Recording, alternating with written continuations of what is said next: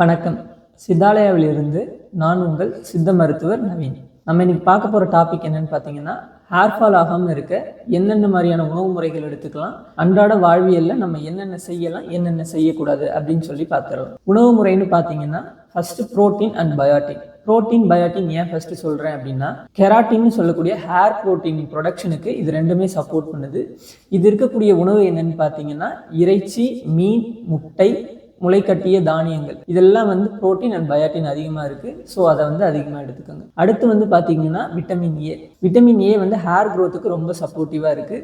Vitamin A எதுலெல்லாம் அதிகமாக இருக்குதுன்னு சொல்லி பார்த்தீங்கன்னா, கேரட், ஸ்வீட் பொட்டேட்டோ இந்த மாதிரி இருக்க உணவில் அதிகமாக இருக்குது. அடுத்து விட்டமின் சி வந்து அயன் அப்சார்ப்ஷனையும் கொலாஜன் ப்ரொடக்ஷனையும் சப்போர்ட் பண்ணுது. கொலாஜன் ப்ரொடக்ஷன் ஹேர் க்ரோத்துக்கு ரொம்பவே சப்போர்ட் பண்ணி கொடுக்கும். அயன் டெஃபிஷியன்சி இருந்துச்சுன்னா ஹேர் லாஸ் வந்து அதிகமாக இருக்கும். ஸோ அதனால் விட்டமின் சி இருக்க ஃபுட் வந்து நிறைய எடுத்துக்கோங்க. விட்டமின் சி இருக்க ஃபுட் என்னன்னு கேட்டிங்கன்னா, சிட்ரஸ் வெரைட்டி ஆஃப் ஃபுட்டும், நெல்லிக்காய் இந்த மாதிரியான உணவுகள், பெரி டைப் ஆஃப் ஃப்ரூட்ஸ் வந்து நிறைய எடுத்துக்கிட்டிங்கன்னா விட்டமின் சி வந்து அதிகமாக உங்களுக்கு கிடைக்கும். அடுத்து விட்டமின் இ வந்து நம்ம ஸ்கேல்போட ஆக்சிடேட்டிவ் ஸ்ட்ரெஸ்ல இருந்து பாதுகாக்குது.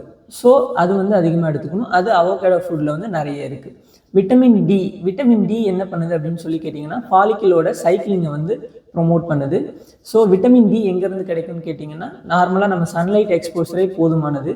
மதிய வெயிலில் ஒரு 20லேருந்து 30 நிமிஷம் வாக் பண்ணாலோ இல்லை உடம்புல படுற மாதிரி நின்னாலே போதுமானது.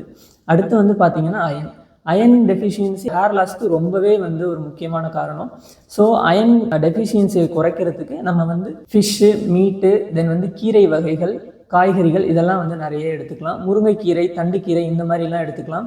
மீனில் பார்த்தீங்கன்னா மத்தி மீன், கவலை மீன் இந்த மாதிரிலாம் எடுத்துக்கலாம். ஐரை மீன் மயிரை வளர்க்கும் அப்படின்னு சொல்கிற மாதிரி சித்தர்கள் முன்னாடியே நமக்கு சொல்லி வச்சுட்டு போயிருக்காங்க. தென் வந்து பார்த்தீங்கன்னா ஜிங்க் டெஃபிஷியன்சி கூட நமக்கு ஹேர் லாஸ்க்கு ஒரு முக்கிய காரணம் தான். ஸோ வந்து பூசணி விதை இந்த மாதிரிலாம் நீங்கள் எடுத்துக்கிட்டிங்கன்னா ரொம்பவே நல்லது. ஜிங்க் வந்து நிறைய எடுத்திங்கன்னா ஹேர் பிரெட்டில் வந்து அது வந்து குறைக்கும். ஒமேகா 3 ஃபேட்டி ஆசிடும் இங்கே முக்கியமாக சொல்ல வேண்டிய ஒன்று தான். அது வந்து மத்தி மீன், கவலை மீன், காணாங்கெழுத்தி மீன் இதிலெல்லாம் வந்து நிறைய இருக்குது. ஸோ இந்த மாதிரியான மீன் வகைகள், கடல்வாழ் உயிரினங்களை நீங்கள் எடுக்கும்போது ஒமேகா 3 ஃபேட்டி ஆசிட் உங்களுக்கு கிடைக்கும். அதனால் என்ன ஆகுது அப்படின்னு சொல்லி கேட்டிங்கன்னா, ஹேர் தின்னிங் வந்து குறையும், ஹேரோட டெக்ஸ்சரை வந்து ப்ரொமோட் பண்ணி கொடுக்கும். இந்த மாதிரியான உணவு முறைகளை நீங்கள் எடுத்துக்கணும். ஹேர் ஃபால் பற்றின வேறு ஏதாவது சந்தேகம் இருந்தால் கமெண்ட் செக்ஷனில் கமெண்ட் பண்ணுங்கள். சித்தாலயாவுடன் இணைந்திருங்கள். நன்றி, வணக்கம். மருத்துவர்களை நேரில் சந்தித்து ஆலோசனை பெற சித்தாலயா 31-2 ஃப்ளவர்ஸ் ரோட், அரும்பாக்கம், சென்னை 106 என்ற முகவரிக்கு நேரில் வரலாம்.